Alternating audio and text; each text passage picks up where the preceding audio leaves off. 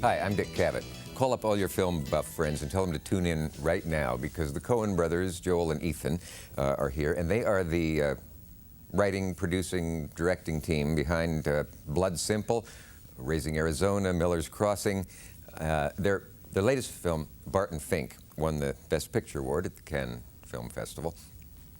And with them is John Turturro, the highly praised, you couldn't praise him any higher, young star of the film. And he received the prize for Best Actor there, and all of this award-winning talent is right here in my studio for what can only be called a rare television appearance. Need I add that you're welcome. I've had nothing but nightmares about doing this show because everything I have read about the two Coens is usually headlined, "They hate to talk," or "They don't talk," or "they..." And you were talking right up until now. Uh-oh. I what see. of it? Okay, I waded into this. And then there's a piece, John, in which you refer to them as the yeah guys when they're directing. Can you enlighten me on that? They talk. Yeah? Sometimes. Yeah. No. I just think that's sort of a... But the kind of thing you probably, I gather, you don't like is a sort of heavy, intellectualized analysis of your films. But if I'm totally wrong about that, feel free. No, it's just difficult sometimes because journalists think about the movie that you're, whatever movie you're promoting, in a different way than we do. I mean, as you say, a sort of heavy analysis, which isn't how we go about writing it or thinking about it when we're making it. They expect, in a certain sense, for us to do their job for them.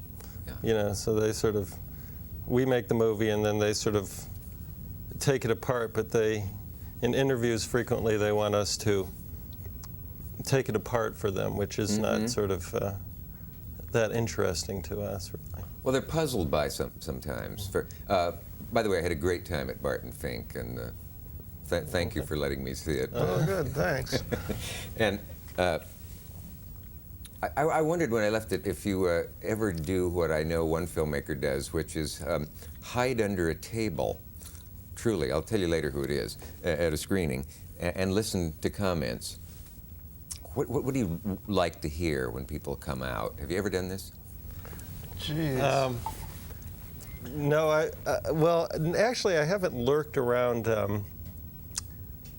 the sort of exits to screenings, you know, and tried to hear, but I have been guilty of, well, I went to a screening recently at the Museum of Modern Art where I left early and I was making a rather uncharitable remark about the film that I'd just seen, and the filmmaker had been hiding around the corner next to the elevator and sort of came out and introduced himself, which was really, it was very embarrassing.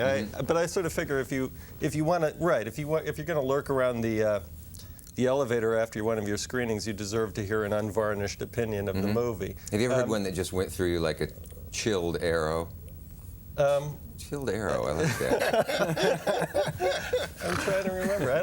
I can't think of one specifically. Yeah. We were at a focus group. It was sort of a test market screening in Dallas or Fort Worth, Texas for Raising Arizona right before it opened, and a woman came up to me. I was sitting in the back of the audience. The movie finished. Most of the people who were there to fill out the cards or whatever left, and I was trying to look unobtrusive in the back of the audience there, and a woman came up to me and she said, "Did you have something to do with this film?" She looked rather angry, so I wasn't sure quite what to say, and I said, I decided to sort of chicken out and take the go halfway, and I said, "Well, I wrote it." And she said, "Well, I just have to say you really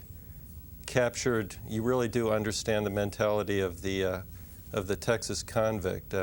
I don't know, I spent 13 years in the penitentiary," which I thought was an interesting remark. Do you tend to attract ex-cons? John, what was your old neighborhood like? People want to know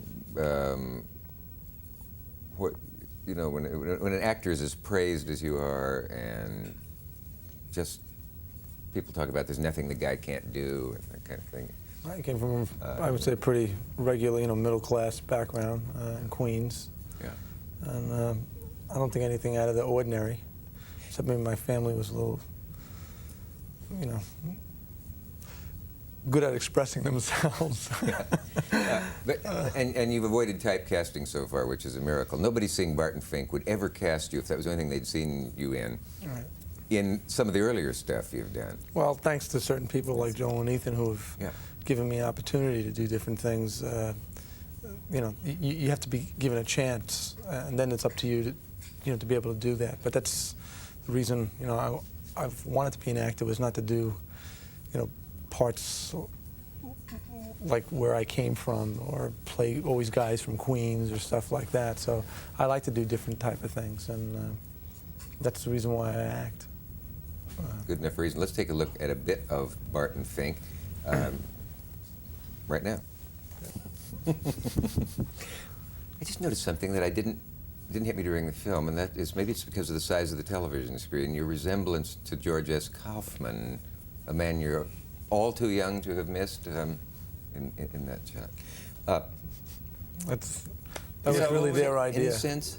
We saw, that was kind of the visual model for the character. Really? Anyway. Yeah, it was. Yeah, we all happened to see a picture of him in the Times. Actually, it was a couple months before we started shooting, you know, with the stand-up hair and the glasses.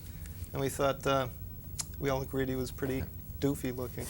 He would not talk like that, though. I mean, no, he wasn't as the in any man way who a was model known for as character. Groucho Marx's god. Right. Yeah. He was certainly not One of the great wits of our time. not the pill that Barton is. Yeah.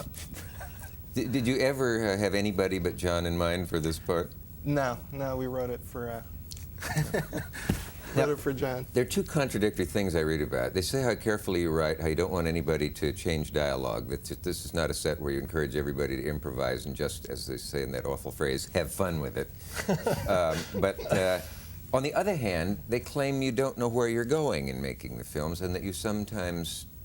Well, actually, that's... How are two things like this possible at the same time? Well, one of them is, the second is a misunderstanding, actually, of the way we work. We often, I think when we originally, where that originally that idea came from is a remark we made about the way we go about writing as opposed to the way we go about producing the film once we're on the set. When we're writing, we frequently don't know what direction the story is going to take. We don't do outlines, that sort of thing. Can you, as they say, hold that thought while we have a break, and Sure. we'll be right back.